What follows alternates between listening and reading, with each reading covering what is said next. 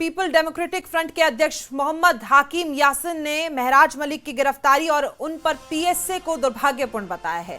एक निर्वाचित विधायक पर पीएसए जैसे कठोर कानून को लागू नहीं किया जा सकता। वहीं वहीद उर रहमान को स्पीकर द्वारा कारण बताओ नोटिस जारी करने पर उन्होंने कहा कि मुद्दे को आपस में ही सुलझा लेना चाहिए। हमारे पास और भी कई गंभीर मुद्दे हैं। बहुत गलत बात है कि ऑनरेबल एमएलए महराज मलिक साहब के ऊपर ये पीएससी लगाया गया। ये बदनाम जमाना एक जो एक्ट बनाया गया है, किन लोगों ने बनाया उसमें जाने की जरूरत नहीं, किन लोगों ने लाया मुझे उसमें जाने की जरूरत नहीं है।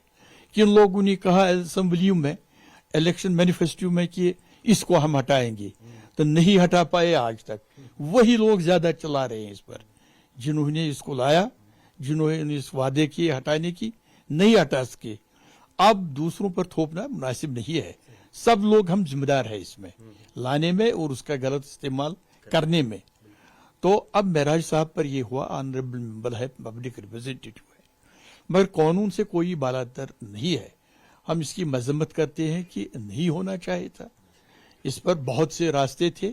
अगर उसने कोई गलती की या कोई अनटवर्ड्स किया जो ज़ाब्ते से बात बाहर थी, और भी रास्ते थे उसको समझाने की या उसको कोर्ट में ले जाने की, जहां कोर्ट पर ये मामले छोड़ने चाहिए थे। कौन डिफाल्टर है कौन नहीं है। रात्रि साहब जो है वो बहुत सियाने हैं, धीरेना है और एक अच्छा मुकाम रखते हैं इस वक्त भी, और बहुत अच्छे ओहदों पर रहे हैं, बहुत तजुर्बाकार है। उन्होंने बहुत अप्स एंड डाउन्स देखे हैं। कहीं होता है स्लिप होती है बोलने चालने में, उठने बैठने में, मुझको भी, हमको, सबको। असेंबली के अंदर भी उनको मालूम है, तजुर्बा है, वहां भी ऐसे बातें होते रहते हैं।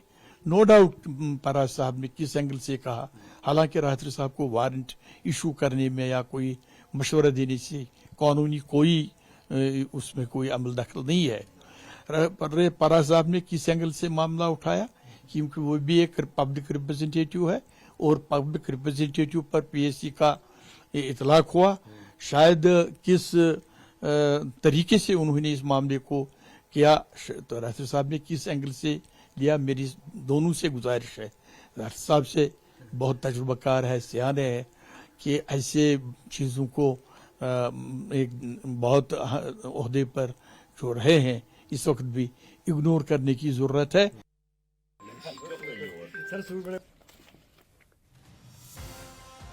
तो वहीद पर्रा की पोस्ट पर यह विवाद बढ़ा था, जिसको लेकर उन्हें समय दिया गया है और उन्होंने कहा है कि प्रत्यक्ष रूप से वो वहां पर मौजूद रहेंगे और इसका जवाब देंगे। सरोज कपिल हमारे सहयोगी इस खबर पर मौजूद है हमारे साथ। सरोज, देखिए, ये मामला एक बार हम समझ लेते हैं शुरू से कि जो वहां पर जम्मू एडमिनिस्ट्रेशन था उसने जानकारी दे दी थी असेंबली को, ये उस पोस्ट में लिखा हुआ है। इन्होंने कहा कि शेमफुल सरेंडर, उसके बाद में अब इनको कारण बताओ नोटिस जारी किया गया है। क्या समझते हैं आप इन सब से?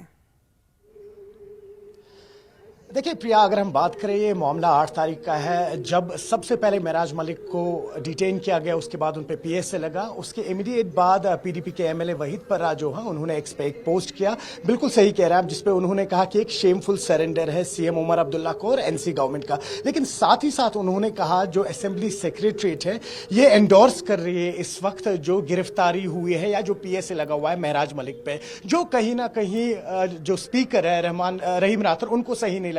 और उन्होंने कुछ रूल सामने लाए और ये कहा कि जो वहीद पर्रा है वो बिल्कुल झूठ कह रहे हैं, क्योंकि अगर हम रूल्स की माने तो जम्मू कश्मीर असेंबली रूल्स 260 के तहत अगर हम बात करें तो जो ये गवर्नमेंट है वो नोटिफाई करती है लेकिन वो एंडोर्स नहीं करती है। और उसी के चलते हुए रहीम राठौर ने कहा कि हमने कोई भी पीएसए किसी भी एमएलए का एंडोर्स नहीं किया है, लेकिन नोटिफाई करने की हमारी जिम्मेदारी आती है अंडर रूल 260, वो हमने किया था।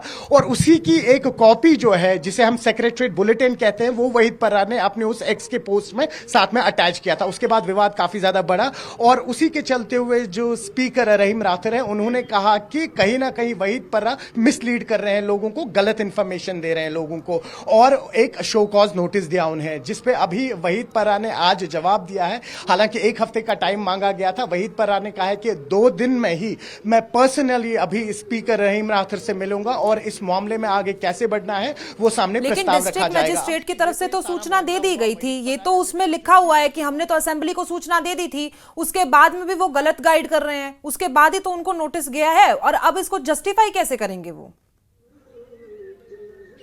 देखिए वही बात है, अभी यहां से एक नया मोड़ उठा है, यही से इस वक्त एनसी नेशनल कॉन्फ्रेंस और पीडीपी की सियासत जो है एक नया मोड़ ले रही है, एक नया रंग ले रही है। अब ये सब कुछ डिपेंड करता है प्रिया कि 2 दिन बाद जब वहीद पर्रा स्पीकर रहीम राथर के सामने अपना केस रखेंगे, उसमें वो किस किस पॉइंट पे मेजरली फोकस रखेंगे। क्योंकि अगर हम रहीम राथर की माने, स्पीकर की माने, तो उन्होंने एक वैलिड जस्टिफिकेशन दी है जिसमें उन्होंने जम्मू कश्मीर असेंबली रूल्स के हवाले से सामने बात रखी है। तो उस पर वहीद पर्रा का काउंटर क्या होगा पहले वो देखना होगा, वो सबसे ज्यादा इंपॉर्टेंट है। और अभी जिस तरह से हमने देखा कि असेंबली का जो सेशन आने वाला था वो भी अब डिले हो गया है, पहले अगस्त में था, उसके बाद सितंबर में, अब अक्टूबर की तरफ वो जा रहा है। तो ये जो मामले थे अगर ये असेंबली में ही रिजॉल्व होते तो ज्यादा बेहतर होता, लेकिन जाहिर सी बात है पीडीपी को एक मुद्दा मिला है, वही नेशनल कॉन्फ्रेंस को भी एक मुद्दा मिला है और इस पर सियासत खेली जा रही है। अभी आपने सुना फॉर्मर मिनिस्टर हकीम यासीन ने भी यही कहा कि ये मामले जो हैं ये इस वक्त इतने इंपॉर्टेंट नहीं है, इंपॉर्टेंट है यहां के इश्यूज। हमने हाल ही में देखा कश्मीर में किस तरह से फ्लड्स आए थे, तो कम से कम अगर उन पे इस वक्त कंसंट्रेट किया जाए, फोकस किया जाए, और इस तरीके के मामले जो है असेंबली में सामने। देखिए ये जो माहौल बन गया है, महराज मलिक की गिरफ्तारी होती है, उनकी तरफ से विवादित असंसदीय भाषा का इस्तेमाल किया जाता है, उसके बाद में पूरे डोडा में जो स्थिति देखी हमने, जम्मू से भी वैसी तस्वीरें सामने आई, उसके बाद जो पार्टी इसका रुख जिस तरीके से अपना रही हैं, पूरा ध्यान कहीं और चला गया है। जम्मू कश्मीर इस वक्त जिस तरीके से जूझ रहा है वो जरूरी था, लेकिन यहां पर सियासत का एक और मुद्दा मिल गया इन लोगों को कि जैसे इंतजार करता है ना कोई कि बस एक मुद्दा मिल जाए और उस पर हम चल पड़े। बिल्कुल सही कह रहे हैं आप। और देखिए ऑपोजिशन का तो ये भी कहना है कि पिछले 10 महीने में जब से नेशनल कॉन्फ्रेंस ने हुकूमत संभाली है तो कई सारे ऐसे इश्यूज हैं या कई सारे ऐसे चैलेंजेस हैं जिनको टैकल करने में वो लगे हैं, और जो रियल मुद्दे हैं ग्राउंड के जिस पे उन्हें वोट दिए गए थे वहां से अटेंशन डाइवर्ट हो रहा है। तो ये एक ऐसा एक्यूजेशन है, ये एक ऐसी तोहमत है जो यहाँ के लोग लगा रहे हैं इस वक्त एनसी गवर्नमेंट के ऊपर।